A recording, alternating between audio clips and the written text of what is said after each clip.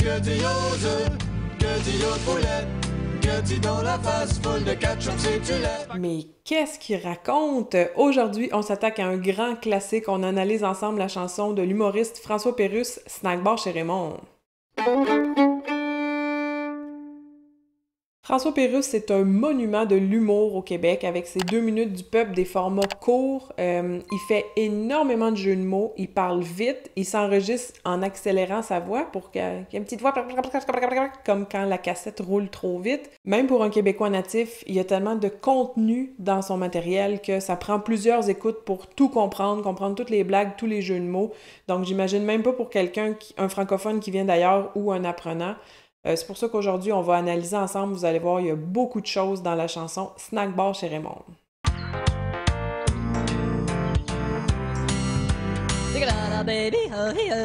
Snack Bar chez Raymond. Snack Bar chez Raymond. Entre deux villages creux, de bord de la 132. Tout le monde au Snack Bar chez Raymond. Premier petit bout de phrase. Entre deux villages creux, drette sur le bord de la 132. La 132, c'est une route qui longe la rive du fleuve Saint-Laurent, donc toute la rive sud du Saint-Laurent. Ça part de Montréal, je pense, ou peut-être même avant ça. Donc on passe par la rive sud de Québec, puis ça fait tout le tour de la péninsule gaspésienne. Donc c'est la route la plus longue au Québec. Drette sur le bord, ça veut dire directement sur le bord de la 132.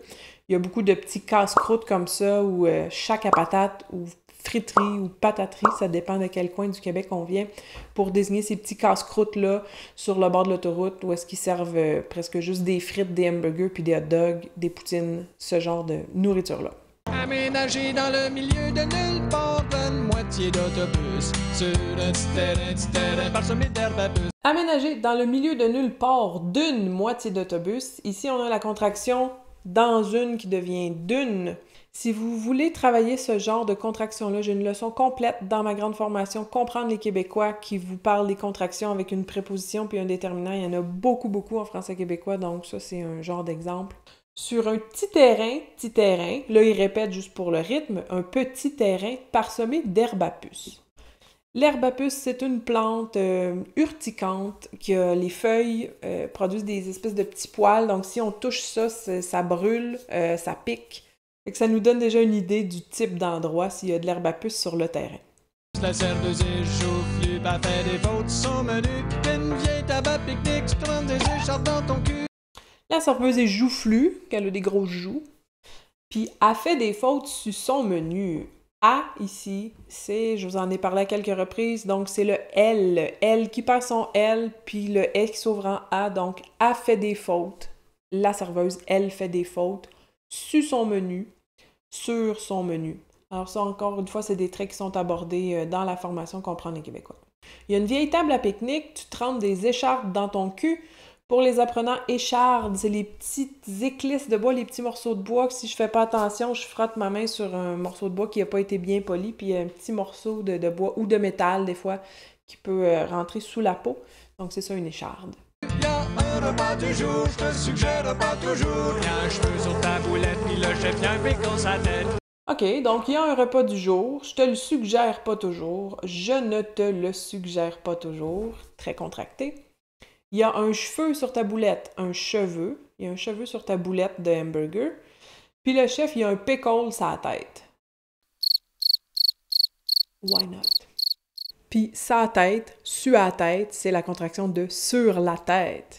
Au comptoir, il ferme le screen pour être sûr de bien garder mon champ dedans. Au comptoir, il ferme le screen. I, c'est il ici, il pluriel. On ne sait pas exactement qui, là, les gens du casse-croûte. Il ferme le screen qui est l'anglicisme pour le moustiquaire. La moustiquaire, je m'en rappelle jamais. Moi, je dis le. Au comptoir, il ferme le screen, donc au lieu de garder les mouches à l'extérieur, ils veulent garder les mouches à l'intérieur du casse-croûte. Pour être sûr de bien garder « et mouche en dedans », donc le « L » qui disparaît, un trait du français populaire, pour garder « et mouche en dedans ». Le refrain qui revient. Snack Bar chez Raymond. Snack Bar chez Raymond. Pour oublier ton calvaire, un bon burger qui coule la tête. Tout le monde au Snack Bar. bon chez le monde. OK, donc ici, il n'y a pas grand-chose de difficile à comprendre, je crois, hein. Un calvaire, c'est une épreuve très pénible. Donc, quand ça va pas bien dans ta vie, un bon burger qui coule à terre, on parle du gras ici. On continue. Pis mon vieux, quand tu reviens de manger là, ça fait une boule sur l'estomac. Pas que Dolly Parton, quand il va, ça y en fait 3. Puis mon vieux, quand tu reviens de manger là, ça fait une boule sur l'estomac. C'est quelque chose que les Québécois utilisent souvent quand on mange une poutine. Une poutine, c'est tellement lourd avec les patates puis la grosse sauce épaisse. On a l'impression que ça fait une boule dans l'estomac.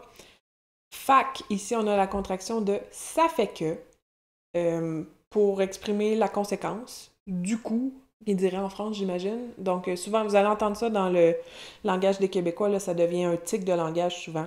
Puisque ça te fait une boule sur l'estomac, en conséquence, Dolly Parton, la chanteuse, quand elle y va, elle, ça y en fait 3 boules sur l'estomac. Le dessin, c'est tellement con. Le dessin explique bien la blague.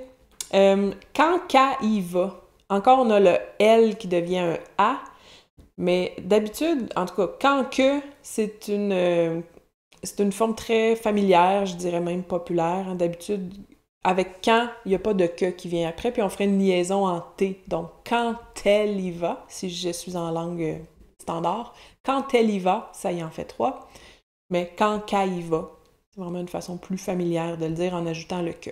Quand qu'elle. Ce soir, l'annonce, ça s'allume, pis il manque des lettres dedans. Fait qu'au lieu de restaurant, c'est marqué restant. Encore une fois, le soir, l'annonce « elle s'allume », l'annonce « elle s'allume », puis il manque des lettres dedans. Fac, ici c'est écrit « fait que », là, mais il prononce « fac », la même fac que tout à l'heure, donc. Au lieu de restaurant, c'est marqué « restant ». Très invitant d'aller manger là, hein, s'ils nous servent les restants. Manger là-dedans, c'est pas pire dans un sens. Ça se pourrait que ça revienne dans l'autre sens. Y a des mouettes dans les poubelles qui mangent la même chose que toi en battant des ailes. Ici, j'aurais dû l'écrire comme ça, puis le mettre en bleu. Hein? Il y a des mouettes dans les poubelles qui mangent la même chose que toi. Toi, prononciation populaire de toi. Vous allez l'entendre très, très, très souvent de la bouche des Québécois. Snack bon chez Raymond. Snack bon chez Raymond. Viens t'aborder, on s'en va faire la file avec des marrons. Tout le monde au snack bon chez Raymond.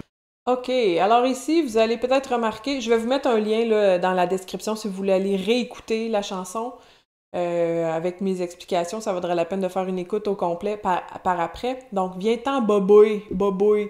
C'est une prononciation que les gens utilisent quand ils veulent se moquer ou quand ils veulent exagérer. Bébé, boboy, quand je fais exprès pour parler comme une personne qui a pas beaucoup d'éducation, peut-être.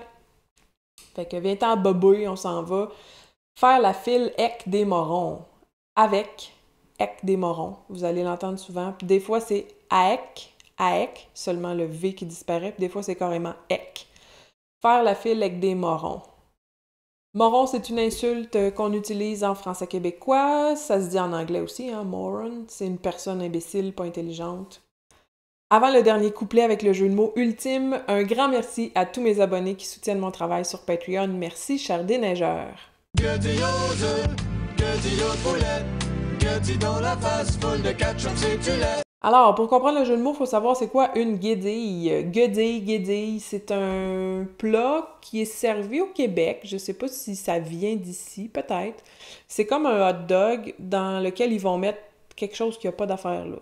Le classique, c'est la guédille au homard. C'est le lobster roll en anglais. Donc, dans un pain hot dog, on met une espèce de salade de homard avec de la mayonnaise puis de la salade, me semble. Ils parlent d'une guédille aux œufs. Fait que j'imagine qu'ils mettent des œufs dans un hot dog. Je sais pas si la saucisse reste là. Faudrait vérifier. Guédille au poulet. Donc, dans mon hot dog, je rajoute du poulet. Guédis donc la face. Alors ici, c'est, croyez-le ou non, regarde-lui donc la face, le visage. Regarde-y donc la face. On enlève le re. Garde-y donc la face. Puis le lui. Regarde-lui qui devient garde-y. Garde-y dans la face, guette-y dans la face. Fait qu'il a étiré l'élastique beaucoup pour faire que « regarde-lui », ça sonne comme les guédilles. Vous savez qu'au Québec, avec les D et les T, on fait des affrications, donc il y a un petit S ou un petit Z. Avec le D, c'est un Z qui apparaît si c'est un I ou un U qui suit. Donc, guédille aux œufs, guédille au poulet, guédis donc, regarde-lui donc, regarde-y donc la face. Fallait le savoir. Full de ketchup, la face pleine de ketchup, c'est tu lait. Ici, c'est le tu. C'est pas un tu interrogatif, cette fois, c'est un tu exclamatif. C'est tu lait, c'est oh que c'est laid, regarde comme c'est laid. Pas compliqué, tu roules, pis tu vois rien à l'horizon, pis mané, c'est snack, bon, j'ai des mots. C'est pas compliqué, tu roules, puis tu vois rien à l'horizon, puis un mané, contraction extrême de à un moment donné. Un mané, c'est le snack bar chez Raymond. Dites-moi dans les commentaires ce que vous avez appris ou ce qui vous a le plus surpris dans l'analyse de cette chanson-là. Est-ce que vous connaissiez François Pérusse? Je veux vous entendre. Et nous, on se revoit très bientôt pour une autre capsule. Bye bye!